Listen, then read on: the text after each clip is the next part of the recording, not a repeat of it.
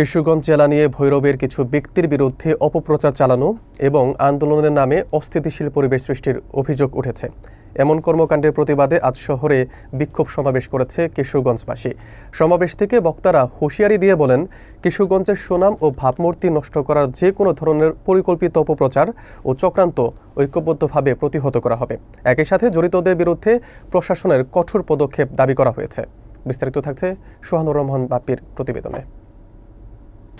কিশোরগঞ্জ জেলাকে নিয়ে একটি মহলের অপপ্রচার এবং অস্থিতিশীল পরিবেশ সৃষ্টির চেষ্টার প্রতিবাদে গতকাল মঙ্গলবার দুপুর 12টায় শহরের গুরুদয়াল কলেজ চত্বরে শহীদ মিনার প্রাঙ্গণে এক বিক্ষোভ সমাবেশ অনুষ্ঠিত হয়।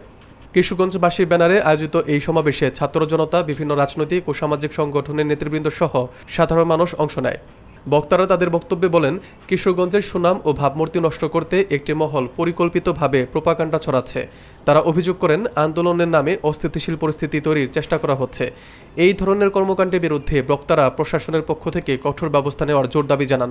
অপপ্রচারের মাধ্যমে জেলার শান্ত পরিবেশ নষ্ট করার যে কোনো চক্রান্ত কিশোরগঞ্জবাসী সম্মিলিতভাবে প্রতিহত করবে বলে সমাবেশে অঙ্গীকার পুনর্ব্যক্ত করা হয়।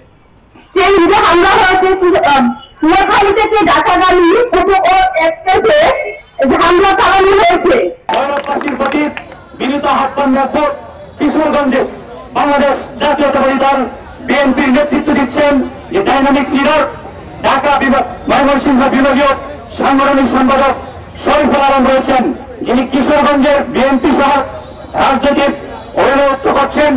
আপনারা আপনাদের দাবিগুলি ওনার মাধ্যমে কিশোরগঞ্জ জেলা প্রশাসনিক মাধ্যমে সচিবালয় মন্ত্রণালয়ের উপদেষ্টা পর্যন্ত পৌঁছে যাবেন।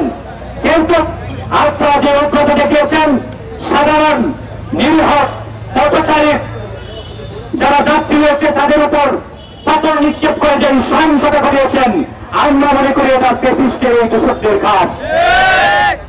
সেই পাথর নিক্ষেপে 20 জন যাত্রীবাহী সদস্য আহত হয়েছে।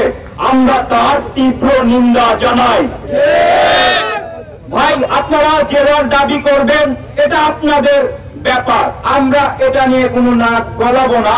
আমি কোন একটা কথা বলবো, আপনারা গত পরশুদিন যে হামলা করেছেন, বরাবর হামলা করেছেন মধ্যযুগী কায়দায় পাথর দিয়ে, আপনারা নৈতিকভাবে জেলার দাবি জানানোর যে ঘোষণা দিয়েছিলেন সেটা হারিয়েছেন।